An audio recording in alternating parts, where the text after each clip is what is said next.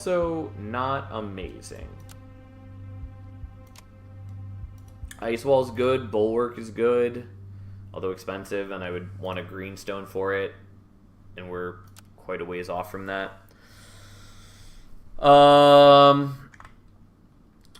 do like Peace of Mind. I don't think we're going to worry about it, though. No Can Do is interesting. It's honestly probably okay for me. Still don't think I really care about it. Timely Maneuver is pretty good. Not like worth going out of my way for, but it's pretty good. Why are you arranged in this manner? If you were just in a slightly different arrangement, I could visit the Raven's Gift, then immediately purge both my voids. But alas, it was not meant to be. And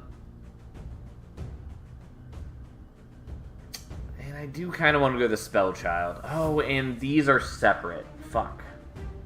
Well, we're going to the Spellchild. That's the good news. We're not going to the Bulwark. Because I'm pretty sure what we're doing is we're going to go like that. Because I really don't want to skip on the Soul Collector. Especially when I went out of my way to buy the Soul Sieve. I do want to fight the elites.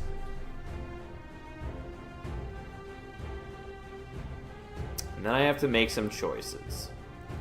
I think the natural routing here is we just like go down and into the shrine. Maybe take the healing. Could get rid of the void, but we're going to use the shrine there.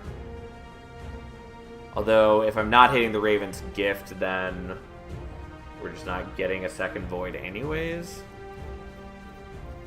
Am I okay with hitting the Raven's Gift and having 2 voids for, like, the entire floor? I mean, I shouldn't, but I probably am. Also, I'd miss out on some upgrade points, kind of. Well, it's probably okay. I think we're greeting for that.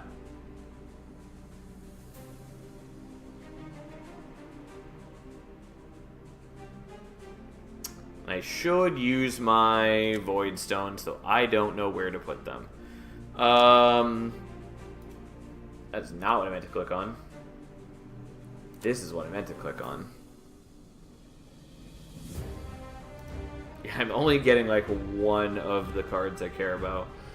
Okay, anyways, let's put these in. We're gonna do the Mana Surge instead of a Deliberate. The Deliberate's been okay for me. It's a bit onerous, though.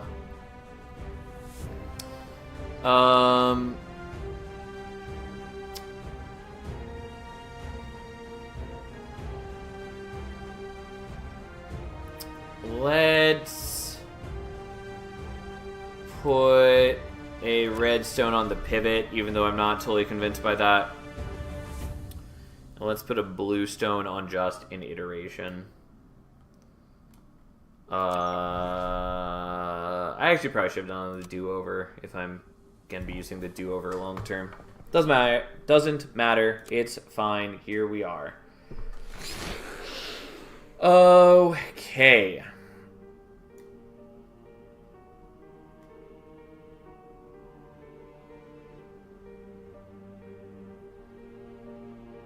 So we're just going to use that immediately. And play those to get some... Oh, and I keep thinking that this expels. It doesn't, so we're just going to use that to reset my spell cooldown. And frankly, we'll just do some more damage there. And I need to remember that these guys are worth 40%, not 50%. And I keep thinking that they're 50.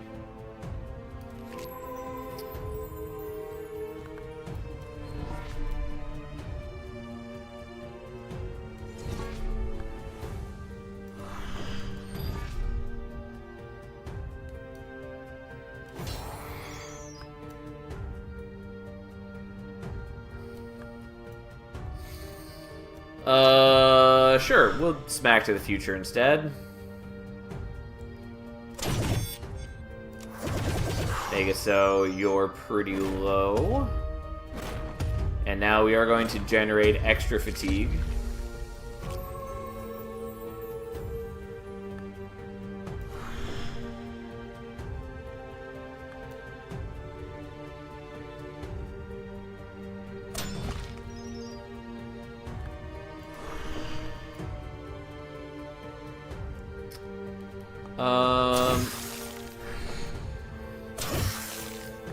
I probably should have done this differently.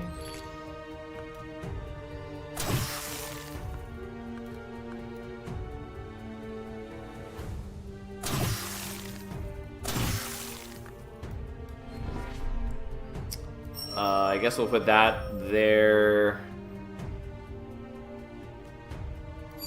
And that there, so next turn we can just murder things. Oh, forgot about that. Well, they die, which is fine. It just means that I can't murder them with my spell and heal. But overall, totally fine. Just forgot about the whole echo wall. Because I generate it from the iterations right now. Whenever you play out your third one and they rebound, you generate echo wall. So I'm not like purposefully generating echo wall. It's just an incidental thing. And I forget sometimes that that's the case. Pendant of Focus is not bad. Like, I don't crazy care, but I think it's still worth taking. Turning it down is not going to get me, like, another rare. Ooh, that's an interesting set of things. Each time you play an ability, delay block equal to its base cost. Cute. We're definitely taking an Ice Wall, I guess. It's a little weird, but...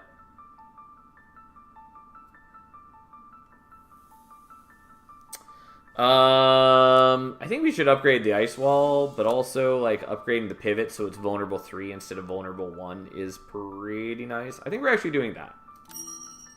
Because it means that even with adaptation, which I always want to say adaptation, and it's not. But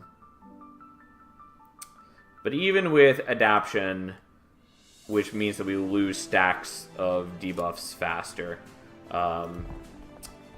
we will still have vulnerable for 2 turns instead of 1, which is quite nice.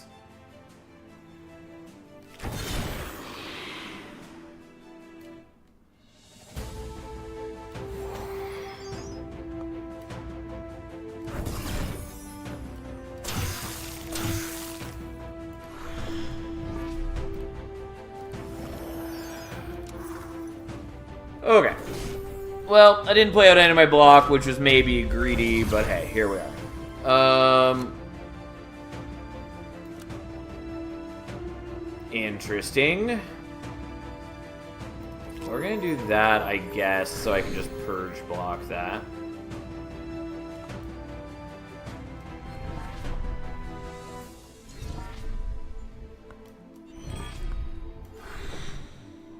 And here we are.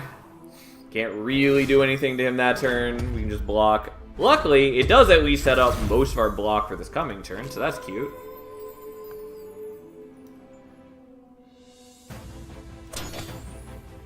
And then we get the rest of our purge block, which is cute.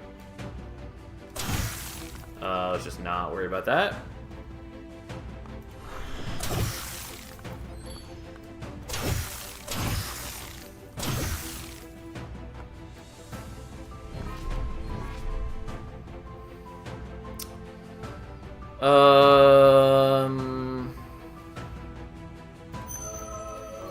Guess we'll do that, though I'm skeptical of my choices, and I should have really thought more about what I was drawing and when. But hey. Yeah, this is why the Ice Wall ended up not working out so well. That's fine, I guess.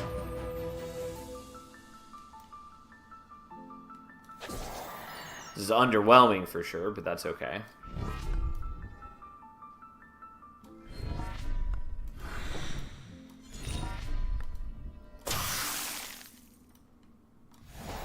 Then we'll do more damage to him with that. It's fine. I'm not often going to actually get kills with From Dust, especially because I am building up She on targets. But hey, we can do what we can.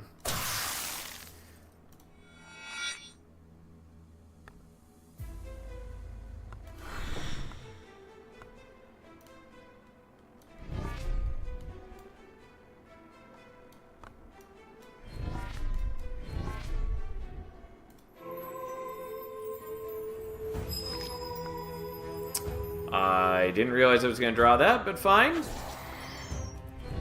set up more delay block, I guess. He's basically dead anyways.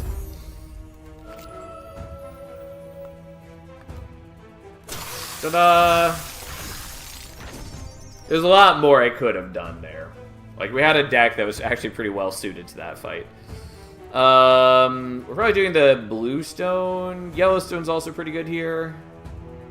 Maybe take the Yellowstone. You know what? Let's just do Yellowstone.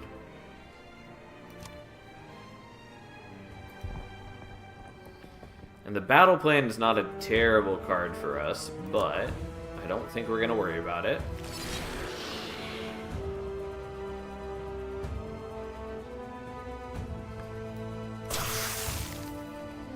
Okay, let's do that. Sadly, the Smack to the Future doesn't do anything when they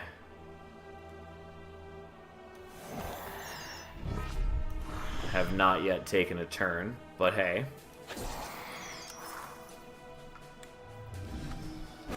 Unfortunately, this is not an amazing fight for us. But it is what it is.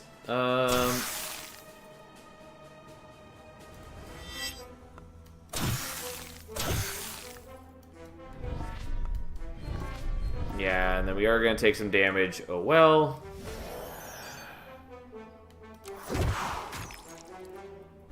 We are getting the priest down into range where we can maybe kill him.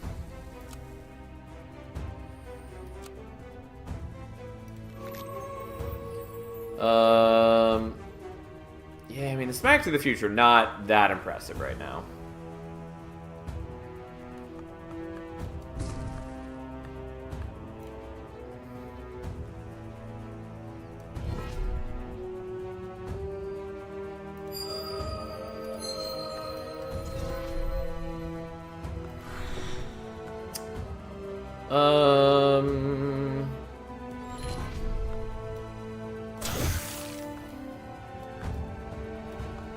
Yeah, we're still gonna do the Smack to the Future and give him a whole bunch of Future Strike.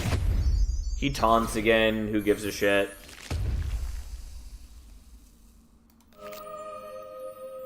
Which is to get the free block off of that. And then that resets my spell's cooldown. Which is something.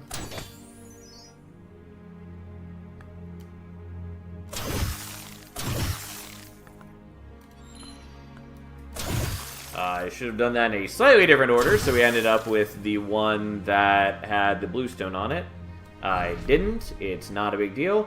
What is a big deal is how much goddamn threat they are putting on me next turn, and how bad I am at actually killing these enemies. Fuck. He dies, and I didn't stop the reinforcements. God damn it. Well, that's disappointing now, isn't it? Especially because I can just kill him this turn, kind of.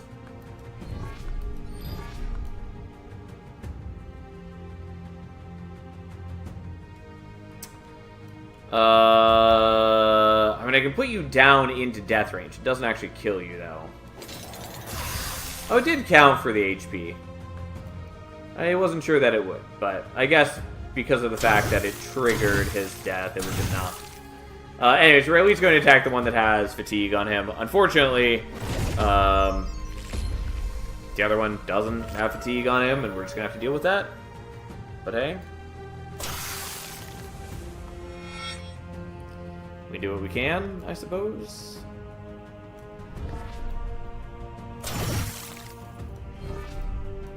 Oh, dear God, this is a lot of incoming damage.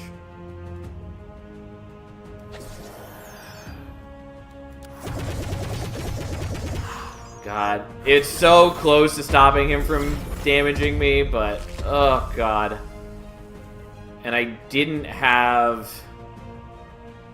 I mean, I did end up blocking a lot of it already, I suppose. Didn't really need to complain as much as I did. Anyways, we'll do that. It feels a little bad, but fine.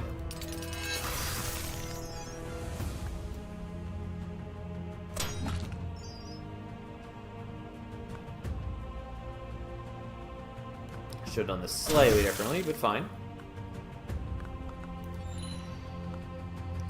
Well, we definitely don't need that ice wall.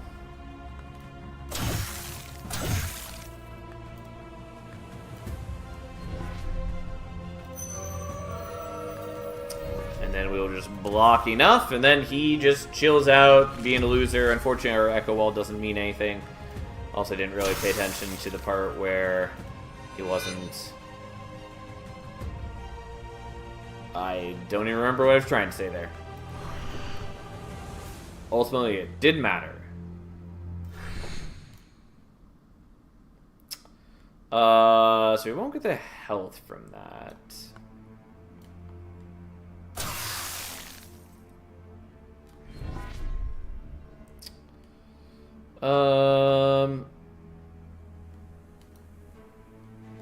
I think I just greed for that.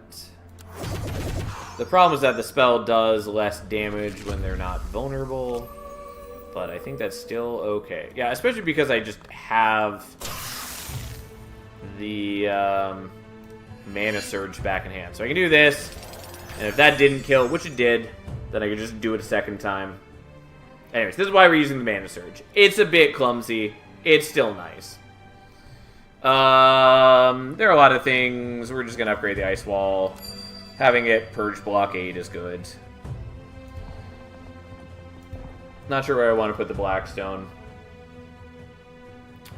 That's it. I'll be back in just 1 second. I need to get new water. And I'll be right back.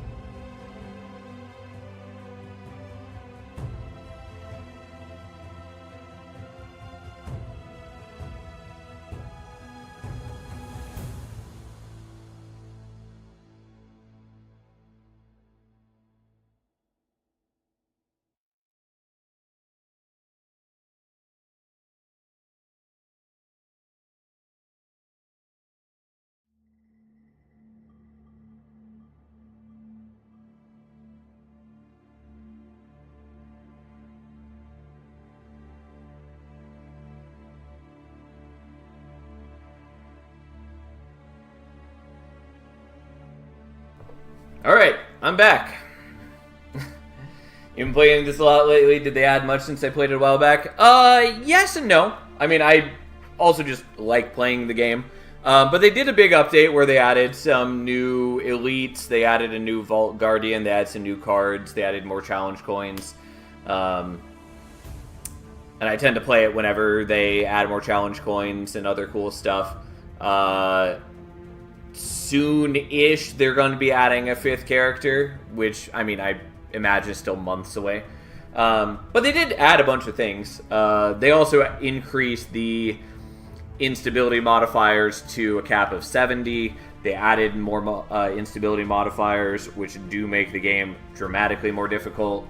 So they added a lot of stuff. How much mileage you get out of those additions is going to depend a lot player to player. I've definitely played a lot more hours since those updates than I needed to get the full experience for those updates. But doesn't mean there's a 4th. There are already 4 characters and have been for a very long time. Like back when you were playing, there were already 4 characters. Also, do I want to use this Blackstone on anything? I feel like I should even just put it on an iteration, even though it's such an underwhelming card. I think we'll hold on to it. But yeah, there are currently 4 characters, 3 starting decks each. Oh, and they also reworked some of the starting decks, which does make them better. Well, we don't really need the scrying pool now since I have the buff. If I didn't already have that buff, that would be good. Alright, there was also the rogue-esque guy. I forgot about him. Yeah, he's the first character. Do you plan on checking the new Spell Rogue update that dropped a few days ago? I actually mentioned earlier in the stream that was one of the games I was considering playing today and ultimately decided not to. I don't know. I do want to play more Spell Rogue.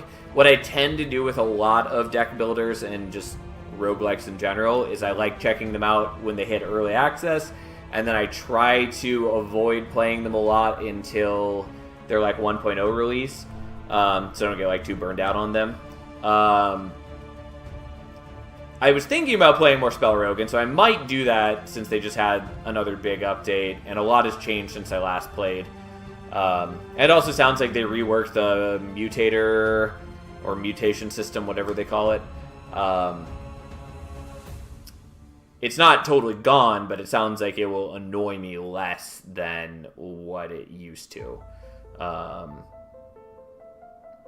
The annoying thing about these infinite games is they take time away from my finite games. Yeah, I feel that, which is partly why I try to do a lot of the roguelikes and deck builders on stream, and then as opposed to in my own free time. I mean, technically the streaming is also my free time, but there's a distinction. But anyway, Spell Rogue, I might check that out tomorrow. I was considering it. There's also a couple other games I was considering checking out. I still want to do the Dicefolk DLC. Somebody was trying to get me to check out Toho Lost Branch of Legend, which is another roguelike deck builder with Toho characters. It seems pretty Slay the Spire influenced, but also has at least one really interesting change that I haven't delved into much, which, as far as I can tell, it has different colored mana, i.e. Magic the Gathering, and so you can have characters that have hybrid colors and abilities that way. I don't know exactly how that plays out in Lost Branch of Legend, but it sounds cool, and the thing I like best that deck builders do is when they actually put their own unique mechanics in a game, rather than just Slay the Spire with Toho cards. But yeah, anyways. Honestly, nowadays, I'd rather spend time playing card and dice games over major games like the new Dragon Age.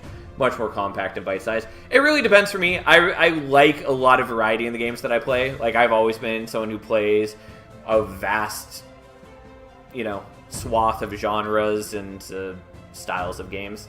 And so as much as I love playing deck builders and things like that, I also really want to play something like Metaphor ReFantasio, which I'm playing currently, and it's great, and I love it. So, yeah, I don't know. Anyways, I don't think we need discarded keys, but there's always the possibility that we get something. It'd really be just, do we see something in the well that is worth getting turn 1? If we still had a merchant coming up, it would be potentially nice. Or if I wanted to fuck up all of my routing to get that bulwark.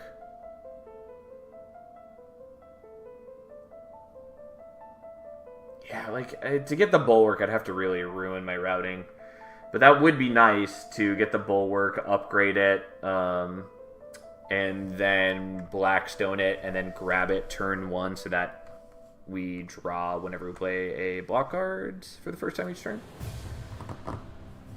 Like, I want to play more Vaults, I want to play more, damn, I can't think of the name, the anime one with the girl, Chrono Arc. Yeah, that one. Best card game. Chrono Arc is very good. I like it a lot. And I supposedly has an update coming soon-ish that adds more stuff. That might be the one with the casino skins, or that already came out. I don't know. Either way, I do want to play more Chrono Arc. The problem with Chrono Arc is that the runs are very long. So as much as I like it, I still haven't actually done all of the things I would normally do in a roguelike deck builder, i.e. beating it with like every team comp. I think it has more than just skins. It definitely has new cards. Like I said, I don't remember if that update is the DLC update or if there's another update that is also just cards and stuff. I know at least the DLC update comes with new cards and I believe new enemies and things as well. But I don't fucking remember because I looked at this like 2 months ago. Kind of dropped Chrono Arc after I lost a run, after Curiosity made me make a stupid decision. Maybe I'll just play Hope Mode. I mean, yeah, like if you get frustrated about like losing a run, which is fair in Chrono Arc because the runs are very long, like that's what Hope Mode is for.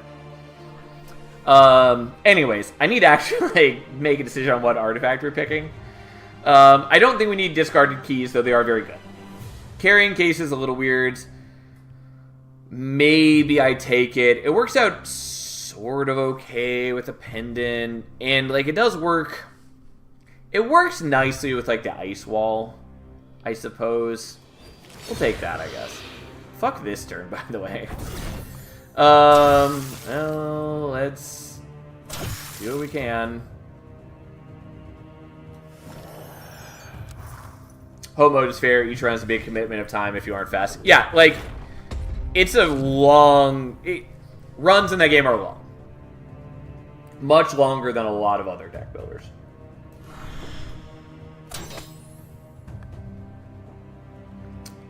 Okay.